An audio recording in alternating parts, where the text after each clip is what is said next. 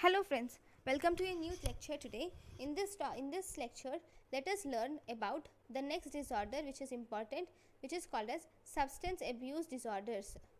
Okay, this substance abuse disorders, according to AIMS 2019, the most common substance abuse in India is alcohol. The most common substance abuse illicitly abused in India is cannabis. Most common substance abuse is alcohol, and most common substance of illicit use in India is cannabis. Okay, then what is called as dependence? So we'll have to learn about the dependence according to ICD-10. Okay, according to ICD-10, dependence has the following things. One, that is tolerance. What is tolerance? If you increase the amount of drug which you use, if you have to get some pleasure with that drug, you'll have some if for example, in tolerance, let me tell you an example. If a person uses 10 grams or 10 milligrams of cocaine and he gets some amount of pleasure, okay, and repeated using of that drug, that same, if you use it that same 10 mg or 10 milligrams of cocaine, he would not develop the same pleasure. So as a result, what does he do? He increases the dosage of the drug which he takes.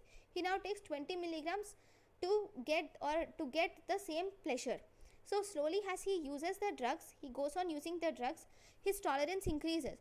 For getting the similar amount of pleasure in his body, he has to use more dosage of drug. That is tolerance. Second, withdrawal. What is withdrawal? If he stops using the drug, if he suddenly stops using the drug, he will have some psychological symptoms, physiological symptoms which manifests outside, and also psychological issues he gets if he stops using the drug. That is withdrawal. Then third, we have craving. So what is craving? Craving is having strong desire to take the substance, is craving. Then compulsion. Compulsion is similar to craving, that is having the desire to take the drug. Then fifth, though they know about the harmful consequence, but still they take the substance despite of harmful consequence. So that is fifth. Sixth, prioritization. That is lack of alternative pleasure. They always feel this taking those drugs are only a better way to derive this pleasure. Among all these, if 3 out of all the 5 are positive, then we call it as dependence. Okay, this is according to ICD-10. Then according to DSM-4,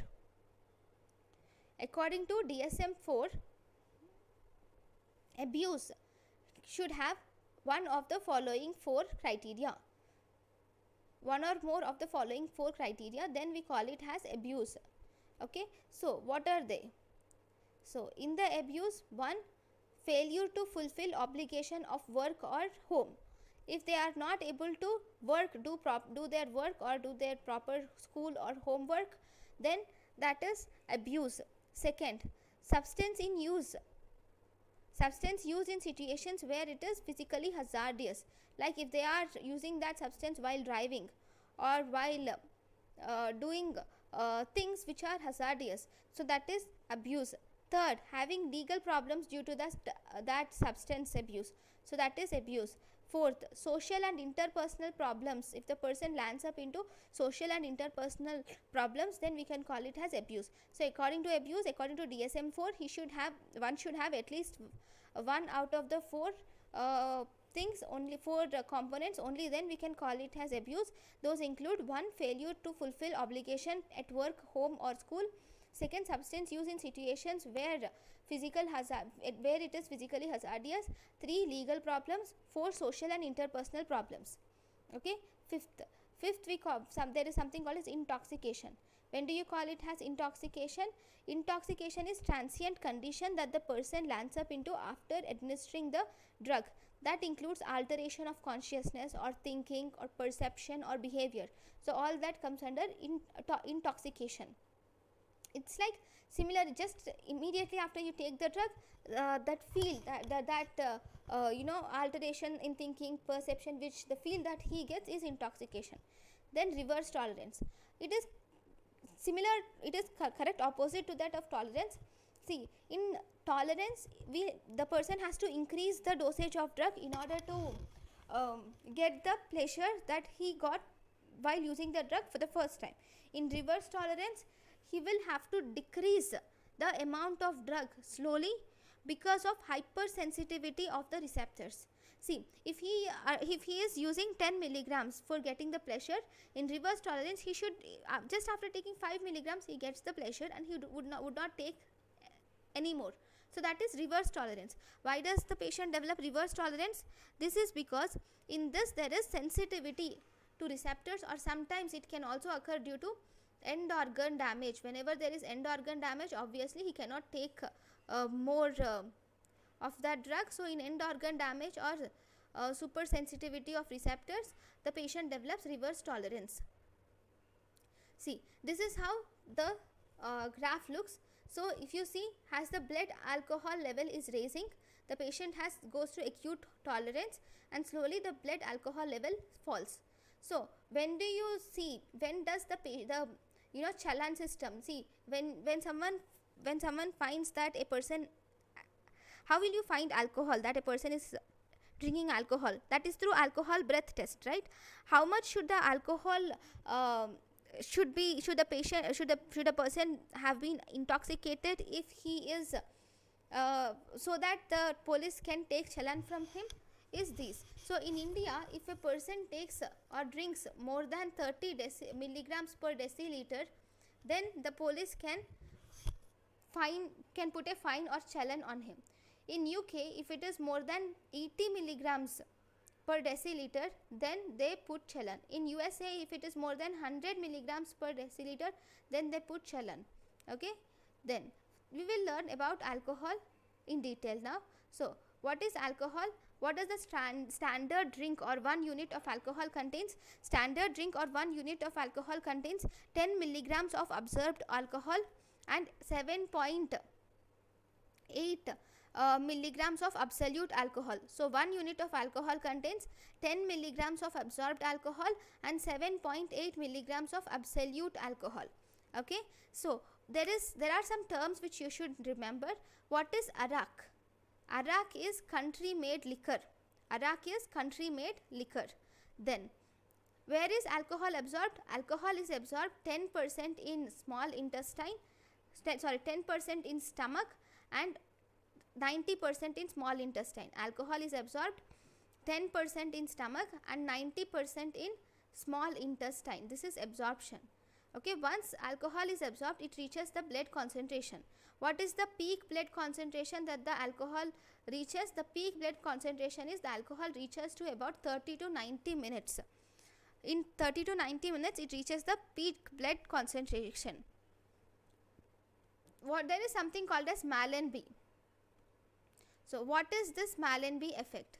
Malenby effect is intoxicating effect of alcohol at more than blood concentration when blood alcohol concentration increases. Okay, as the blood concentration level increases, the effects that the alcohol shows, that is called as Malenby effect. This alcohol also shows reverse tolerance. Then if you see 90% of alcohol, if you see the first, we will see the metabolism of alcohol. In the metabolism of alcohol, if you see, almost 90% of alcohol is oxidized by liver, whereas 10% of alcohol is oxidized by kidney and lungs. From this 10% of alcohol, which is excreted in lungs, is used for finding it or detecting it in breath analyzer tests, which are used by the policemen. So what are the substances abused? Will show which substances which of the following abused substances shows reverse tolerance. This is a very common question which is asked. So reverse tolerance is showed by alcohol, cocaine, amphetamine, opioids and cannabis. Okay, now rate of oxidation of liver is 9 to 10 grams per hour. Rate of oxidation of alcohol by liver is 9 to 10 grams per hour. So if you see alcohol, how is it metabolized? Alcohol, in the presence of alcohol dehydrogenase, it gets converted to aldehyde. So that is acetaldehyde. So once it gets converted to acetaldehyde, this acetaldehyde, in the presence of acetaldehyde dehydrogenase, it gets converted to alcohol. sorry, it gets converted to acetate. Acetaldehyde, in the presence of acetaldehyde dehydrogenase, it gets converted to acetate. This acetate, now it can degrade itself to carbon dioxide and water. This is normal metabolism. Now, clinical features are important. So, in this clinical features, remembering all this is difficult. So, I'll just tell you those important things which should be remembered. So, at 20 to 30 milligrams per deciliter, there will be slowness of motor performance and decrease the thinking ability. At 20 to 30 milligrams per deciliter, there will be slowness in performance, motor performance, and decrease the thinking ability. At around 30 milligrams per deciliter is the legal limit of drinking in India, as we have already seen. So, by 20 to 80 milligram per deciliter, there will be worsening in performance, and there will be the thinking ability is decreased more. Okay, in the beginning it starts with slowness of motor performance and decreased thinking ability. So, as the blood alcohol concentration rises to 30 to 80 milligram per deciliter, it becomes worsens. Once it becomes 80 to 200 milligram per deciliter, there will be incoordination, judgment errors, and mood lability. So, incoordination, judgment errors, and mood labilities are seen at 80 to 200 milligrams per deciliter. At almost 200 to 300 milligrams per deciliter, the patient develops nystagmus, alcohol blackouts, cannot recall the events. If the person intoxicates more than 300 milligram per deciliter, there will be impaired vital test signs and there can be death. So, these alcohol levels are also important. Next, then alcohol withdrawal. So, there are some symptoms which the patient develops during withdrawal of alcohol. That is, if the person stops drinking alcohol for a few days, then for not even few days, few hours itself, he gets some symptoms. So, if you see, those are called as withdrawal symptoms. So, in alcohol withdrawal, at around 6 to 8 hours, the most common sign that the patient develops is tremors, which are nothing but coarse tremors are seen most commonly. There will be other GI symptoms like nausea, vomiting, sympathetic overactivity are also seen, like arousal, anxiety, sweating, hypertension, mydriasis, tachycardia. So, all these are seen. At around 12 to 24 hours, the patient develops alcoholic hallucinations. Hallucinations are developed at 12 to 24 hours, and these hallucinations are most commonly auditory hallucinations are developed. Next, at around 24 to 48 hours, the alcohol withdrawal seizures are seen. See, at around 12 to 24 hours, you see hallucinations.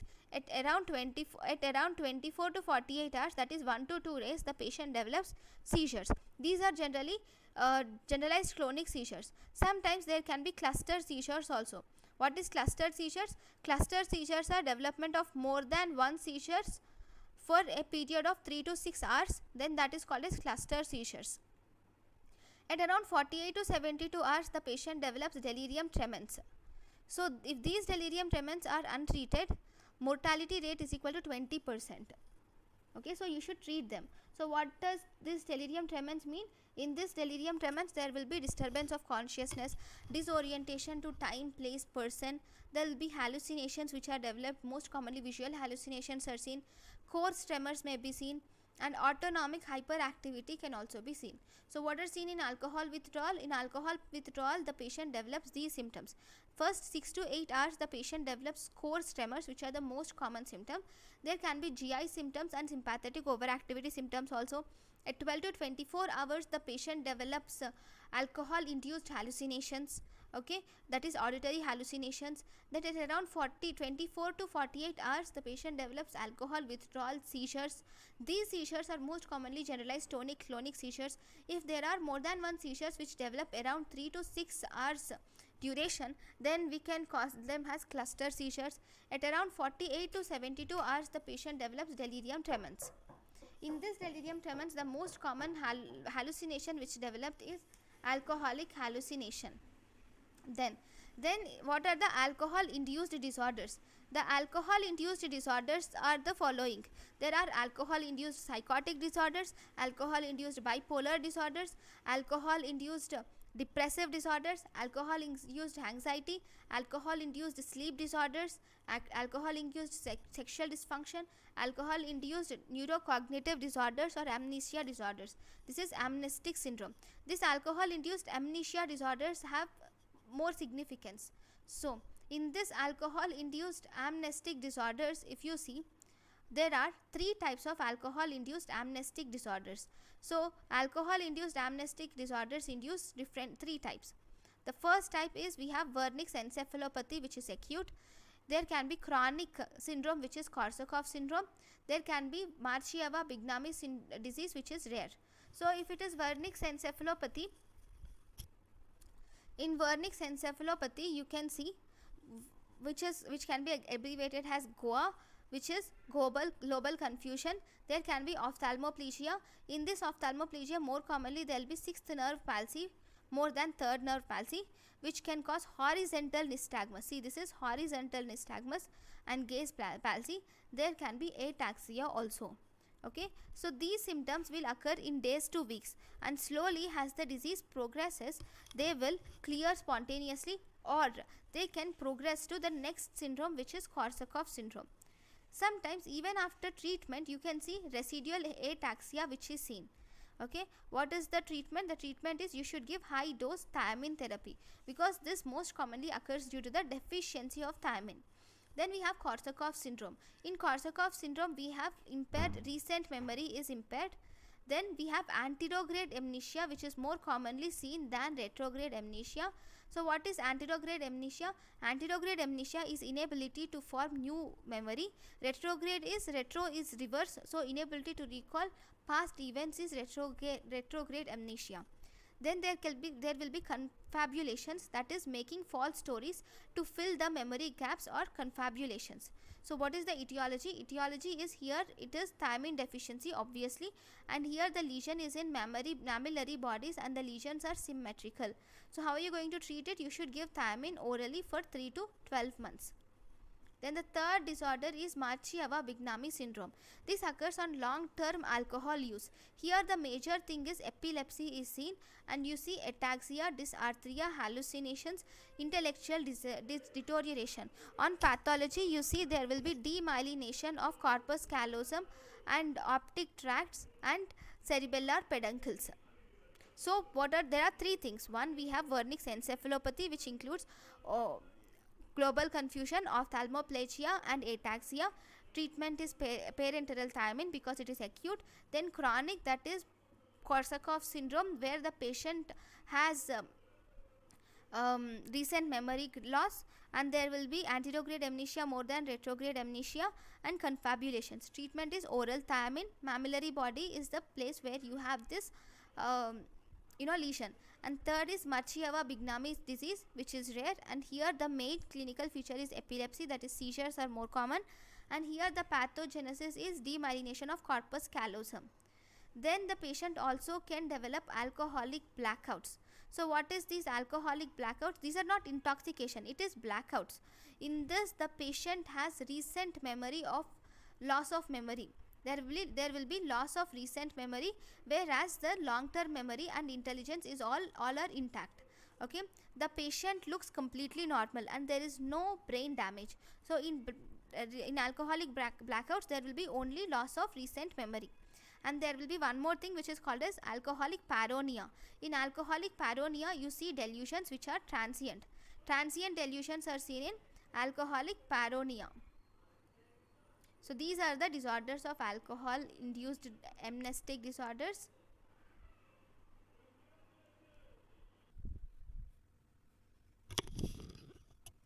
Screening test. So the tests which are done for diagnosis of alcoholic dependence or alcoholism is screening test. For the screening test we have something called as CAGE questionnaire. This CAGE questionnaire is most commonly used, and in this CAGE questionnaire we ask 4 questions. That is, have you ever felt that you should cut down on your drinking? Have people annoyed you by criticizing your drinking? Have you ever felt bad or guilt about your drinking? Have you ever had a drink first thing in the morning? That is eye openers. So we give them 4 questions, and if there are positive response, we give them 2. If the positive response is present in any of the 2 questions, then we can diagnose the person has alcohol use disorder. Then alcohol use disorder identification is also there, that is called as audit, which is alcohol use disorder identification test, which is nothing but audit. So in this alcohol use disorder, you see, we can do severity of alcohol dependence questionnaire is also can also be used. This is called as SADQ, which is severity of alcohol dependence questionnaire, and this is used to know the severity of alcoholic dependence. Okay, then once you have learned this, what are the diagnostic markers? So the diagnostic markers mainly include blood alcohol concentration, that is, so diagnostic markers include, we have first Widmark formula. This Widmark formula is blood alcohol concentration. Here you have breath analysis. Okay, for this we use the formula called as Widmark formula. Then we have carbohydrate deficit transferrin is increased. Okay, this carbohydrate deficit transferrin is actually the most sensitive and most specific test for identifying heavy drinking. And one more thing is gamma glutamyl transferase or GGT is increased in heavy drinking. Once the patient stops drinking, then these levels of gamma glutamyl transferase and CDT, that is carbohydrate deficit transferrin, both these return to normal in a few days after stopping drinking. Then even MCV increases and ALT and ALP also increases. Okay, these are the diagnostic markers for heavy drinking. Then once we have diagnosed the situation, then we will have to treat it. So treatment, we have to first detoxify the person, and then you will have to give maintenance in order to maintain the abstinence. So detoxification is done for 7 to 14 days, and in this detoxification we can use benzodiazepine as the drug of choice for detoxifications. Among the benzodiazepines, which benzodiazepine can be used as drug of choice? Chlordiazepoxide can be used as drug of choice among all the benzodiazepines. So these drugs are very important, which include chlordiazepoxide, whose half-life is 12 to 24 hours. Diazepam, half-life is 10 to 12 hours. Lorazepam and lorazepam and alprazolam, which are used for 4 to 6 hours. Okay, along with these you can also use vitamins. So carbamazepine is an alternative benzodiazepine which can be used. So that is for detoxification. But if the person lands up in delirium tremens or alcoholic hallucinations, then you will have to give him or put him on antipsychotics. Okay, if the person lands up in delirium tremens or alcoholic hallucinations, then you will have to give him antipsychotics. Then once you have detoxified the person, you will have to maintain this detoxification, right? For this maintenance of the abstinence, we have pharmacological therapy, that is one which is most important, and also non-pharmacological therapy. Okay, here in alcohol abstinence, pharmacological therapy has major role. Okay, so in the pharmacological therapy we have 2 different types of agents. One which are called as deterrent agents. Second, we have called as anti-craving agent. So what is deterrent agent? Deterrent agent are those which cause unpleasant sensations. So here the most common deterrent agent which is used is disulfiram. Most common deterrent agent is disulfiram. What does this disulfiram do? Disulfiram will inhibit acetaldehyde dehydrogenase. So once disulfiram inhibits acetaldehyde dehydrogenase, so there is increased accumulation of acetaldehyde. This increased accumulation of acetaldehyde causes itching, redness, hypotension, headache, nausea and shock. Okay, why does this occur? This is because of the histamine release. Okay, and this reaction we call it as disulfiram and ethanol reaction. Okay, so that is the most common deterrent agent which we use, that is disulfiram. And this unpleasant sensation of itching, redness, hypotension, headache, nausea, shock, which we see is mainly because of this histamine release. Okay, So this histamine release will cause these symptoms. Next, what are the other deterrent agents which are available in the market? That is, we have citrated calcium carbamide and metronidazole. Other deterrent agents are citrated calcium carbamide and metronidazole. Then once we have learned about the deterrent agent, then there are even some anti-carving agents which are available. Those include acamprosate, naltrexone, topiramate, and serotonergic agents like fluoxetine and baclofen. So anti-craving drugs include acamprosate, naltrexone, topiramate, serotonergic agents like fluoxetine and baclofen. Okay, then we have non-pharmacological treatment also, which includes cognitive behavioral therapy and family or group therapy are also present here. Then there is a group called as Alcoholic Anonymous Society. This is anonymous. Okay, in this Alcoholic Anonymous, this logo has been asked once. That is the only reason why I mentioned here. This Alcoholic Anonymous, this is a self group, and it follows and here it helps the patients to follow 12 steps to quit alcohol. This is Alcoholic Anonymous. In this, unity, service and recovery are important aspects of this. Okay, so this is about alcohol abuse. Thank you guys for watching my lecture. In the next class we will learn about opioids abuse. So thank you for watching my lecture. Thank you.